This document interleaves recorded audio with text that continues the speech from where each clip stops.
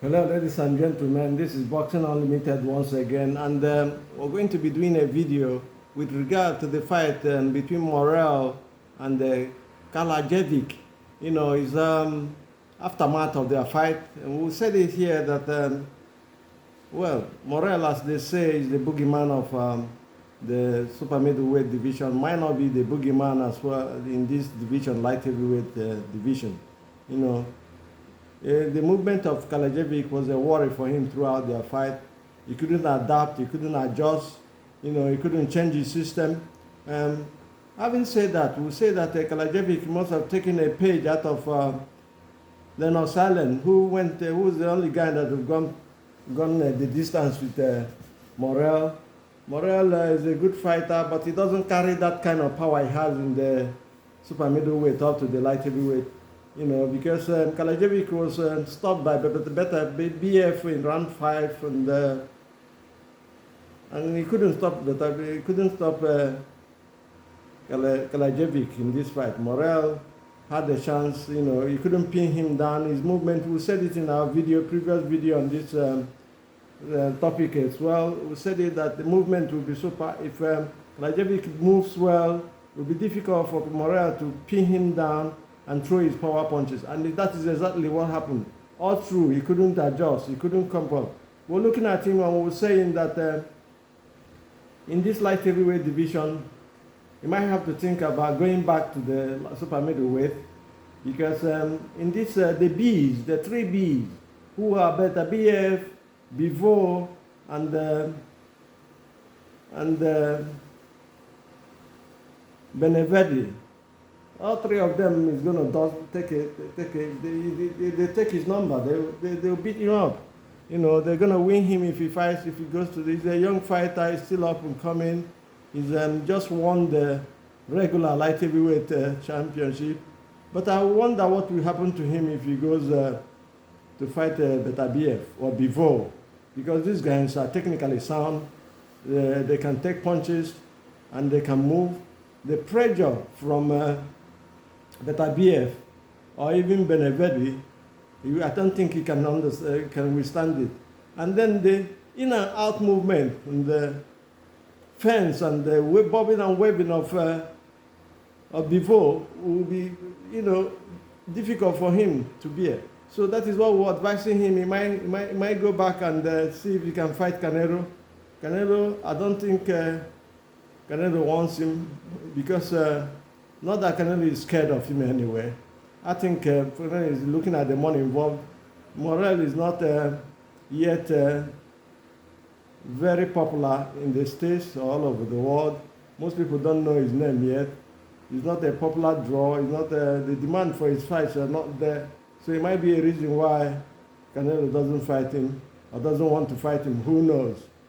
Boxers have their reasons for why. Canelo at this stage in his life, in his career, wants big money fights. Even though, as we say, his doctor Benavides, who was his mandatory for over 3 years, surprisingly, he dodged him because Benavides is popular all over the world. He's been a 2-time undefeated champion, but he still dodged him. But we're talking about Morel and Kalajdzic today. Kalajdzic used his movement, in and out, side movement, punches. Because of the angles he took, he had his right hand going through the middle always. And it was a worry for Morel all through the fight. I have to be honest with you, Kalajdzic fought a very good fight.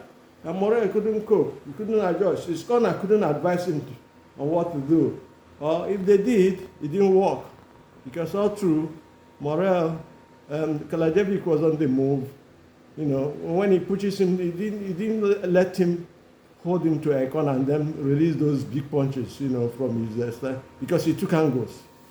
And was always catching him with the right, straight through the center, because he's a southpaw.